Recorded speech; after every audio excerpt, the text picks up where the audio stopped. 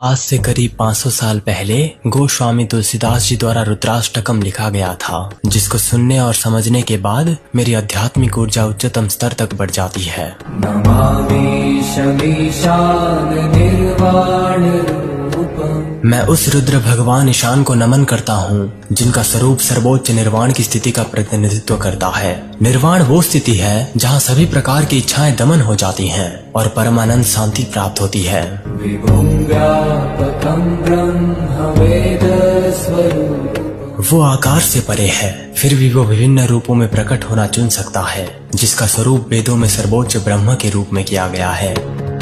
निजं निर्गुणं निर्विकल्पं निरीहम्। जो सदैव अपने आप में ही लीन रहता है, जो सत रज और तम जैसे तीन गुणों से परे है और जो किसी भी प्रकार के परिवर्तन और इच्छा से परे है। चिदाकाशमाकाशवासं भजे। जो सदैव चिदाकाश यानी कि आध्यात्मिकता के आकाश में रहता है। मैं उस ईशान की पूजा करता हूँ। ध्यान के उच्चतम स्तर तक पहुँचना है तो ध्यान के उस महागुरु को जानो जो अनंत लोकों से परे है। ये है रुद्राष्टकम का दूसरा छंद। निराकारमोंकार मूलं तुरीयम्। उस निराकार स्वरूप की बात हो रही है, जिसके मूल से पवित्र ओंकार की ध्वनि जन्म लेती है और जो हमेशा तुरीय अवस्था में रहता है। तुरीय वो अवस्था है जिस ध्यान में ब्रह्म का अनुभव होता है।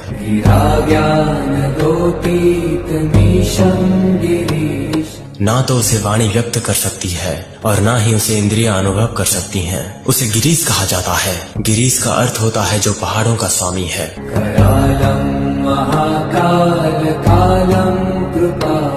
महाकाल का रूप धारण करके वो काल को छिन्न भिन्न कर सकता है और साथ ही वो अपने भक्तों के लिए करुणा का अवतार भी है।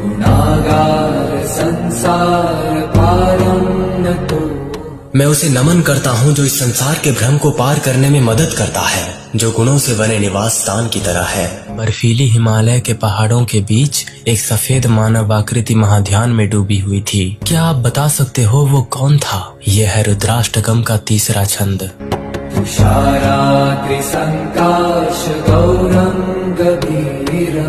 वो जो बर्फ के पहाड़ों के समान सफेद चमक रहा है और जिसके अस्तित्व की खाई बहुत गहरी है। मनोभूत कोटि प्रभाश्री शरीर। उसके मन की गहराइयों में वैभव की लाखें किरणें विद्यमान करती हैं और उसके शरीर पर अभिव्यक्त होती हैं।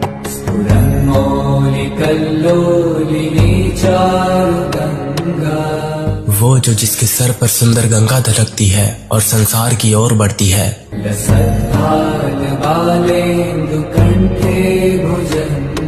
जिसके मस्तक पर मौजूद चंद्रमा अपनी किरणें फैलाता हुआ चमक रहा है और जिसके गले के चारों ओर सुंदर सर्प सुसज्जित है।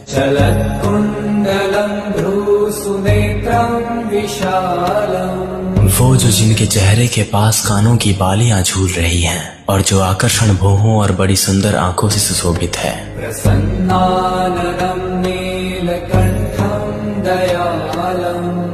वो जिसका चेहरा खुशी और अनुग्रह से चमक रहा है, जिसका गला नीला है और जो बेहद दयालु है।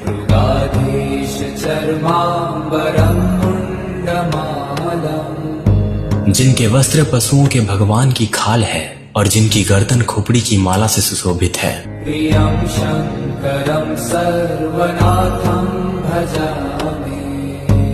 मैं उस शंकर की पूजा करता हूँ जो अपने भक्तों का प्रिय है और जो सभी का भगवान है। प्रचंडं प्रकृष्टं प्रगल्भं परेशम्। वो जो भयानक, प्रतिष्ठित और अत्यंत बलशाली है, जिसे सबसे सर्वोच्च माना गया है। अखंडं अजं भानुकोटि प्रकाशम्। वो जो सदैव अजन्मा और संपूर्ण है और करोड़ों सूर्य के तेज से युक्त है।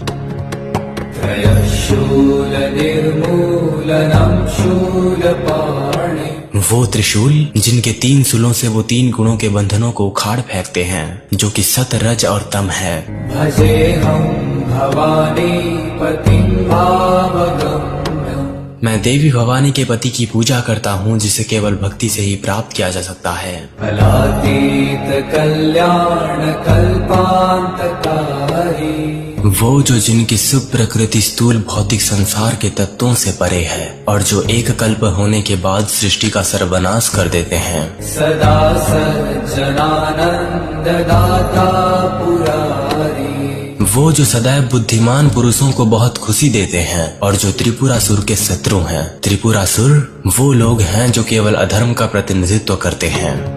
चिदानंद संदोह मोहापहारी,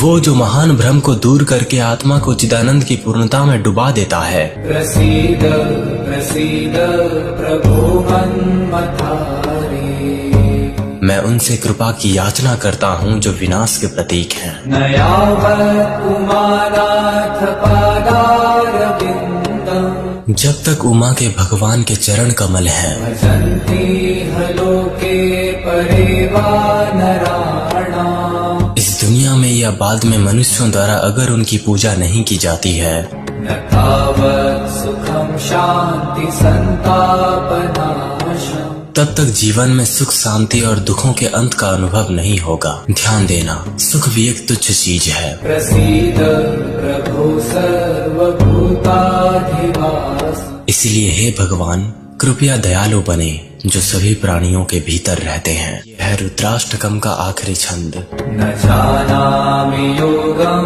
जपं नैव पूजा, मुझे नहीं पता कि योग जप या पूजा कैसे की जाती है। न तोऽहं सदा सर्वदा शम्भुतुभ्यम्, हे शंभु, मैं सदैव हर समय आपको ही प्रणाम करता हूँ।